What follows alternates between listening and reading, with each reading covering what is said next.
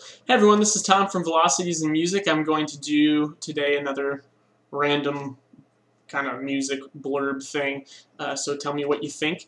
To just kind of start this, I want to start with a quote, famous quote from Elvis Costello. He once said, "Talking about music is like dancing about architecture."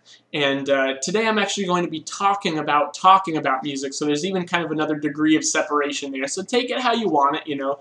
I'm not trying to tell you how to live your lives. I'm not going to tell you how to listen to music, but I'm going to try to give you some insight and some thoughts on how to talk about music, because obviously if you're into music at all, you've talked about music with other people, and you've probably found yourself in some frustrating kind of arguments and debates with people, and just have some pointers on that for you. So first off, as far as I'm concerned, there are some things that I do that frustrate myself when it comes to evaluating music, or whether I like it or not. I tend to hyper-focus on the good rather than the bad. If there's an album that's maybe 10 tracks and I really only like 3 or 4 of them and the rest are just kind of blah filler to me, I tend to focus on the good ones. And when I'm thinking, okay, you know, what am I going to rate this album? What am I going to think of it?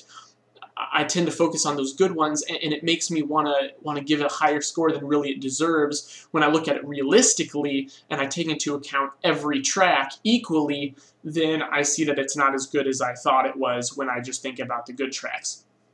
Now, maybe I'm the only one that does this. I don't know. Let me know. But it's really a bad thing to do, because the artists make all those tracks deliberately, and you need to be judging that album, you know, taking into account every single track on there, equally weighted, unless they're like, you know, transition tracks or just tracks that are way longer. If there's like an 8-minute track, maybe it'll have more bearing than a 3-minute track. You know, you got to take those things into account, because those are also conscious decisions made by the artist, and how they affect the album as a listen. But one thing that we stress on Velocities in Music a lot is the album as a unit.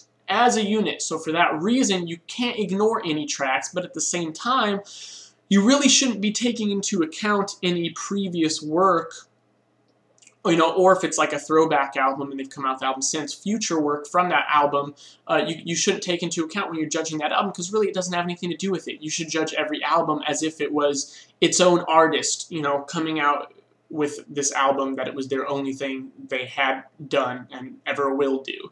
Like it's its own little island. Because otherwise you're letting things affect the music that really aren't present on that album. And those outside influences from, you know, while you should have outside influences as in yourself, your own biases and experiences and things, it should be with the album itself, not with other albums by the same artist or even other artists. So taking that and applying it to a larger scale of albums within an artist's discography, if you're talking about a band or comparing two bands, you need to take into account everything they put out. If you're hyper-focusing on the good or the bad, saying, oh, this album's horrible, thus it's a horrible band, maybe you're ignoring good albums. On the inverse side of that, if you're saying, oh, this album's genius, but they had a lot of crap ones also, then what are you doing? You're looking at things disproportionately, and it's not fair to the artist that you're talking about, and it's not fair to yourself, and it's not fair to the people that you're talking with about these things. Now, this does become a problem, because what if you haven't listened to all that an artist has to offer, but you still want to talk about them with friends and things? This is actually what made me want to make a video about this, because I had a friend, or I heard about a friend saying the other day that they liked Gorillaz more than Blur. Well, to me, that's almost blasphemous, because I'm like a huge Blur fan, but, you know, it's almost understandable, because I found out that this person had only listened to 2 or 3 Blur albums.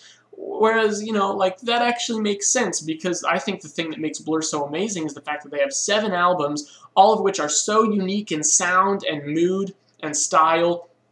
They bring a lot of different things to the table with each album, yet as a discography, you know, they all rely on each other to make this band so amazing that really, when you pull out any one individually, it's going to be a very good listen, but it's not necessarily going to be entirely groundbreaking. But when you look at the fact that all those albums were made by the same band, it makes quite an impressive body of work.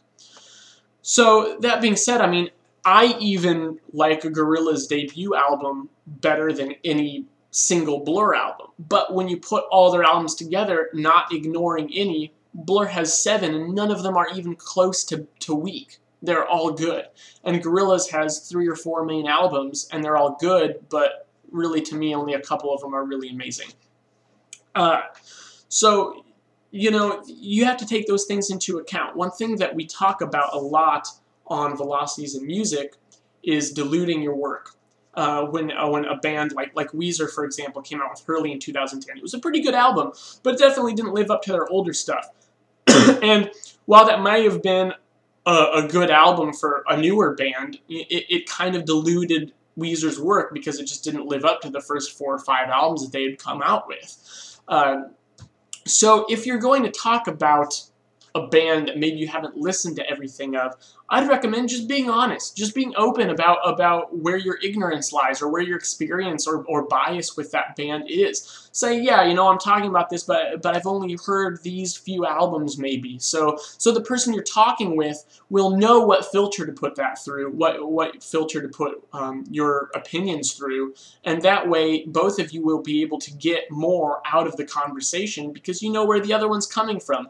There's no false kind of, like, you're not pretending to know more than you actually do, I suppose. And that's really important because it can affect the way people view your opinion. One thing we do on Velocities in Music a lot is if we're reviewing a band that maybe has been around for a while but we're not familiar with, we say, hey, this is our first exposure to this band. And that's very important information to know if you're going to try to take someone's opinion seriously.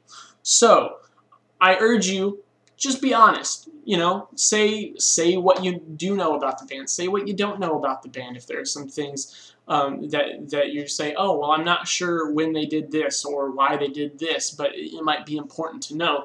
That's all you need to do, and at least you're making it open information, and you're not misleading people or misleading yourselves. So let me know what you think. Do you find yourself hyper-focusing on good aspects of albums and bands? Do you think that it's a little too much to expect from me that other people should make these things clear? I don't know. Tell me what you think. Let's get some conversation started about this. I'm Tom from Velocities in Music, and together we're going to keep moving music critique forward. Thank you.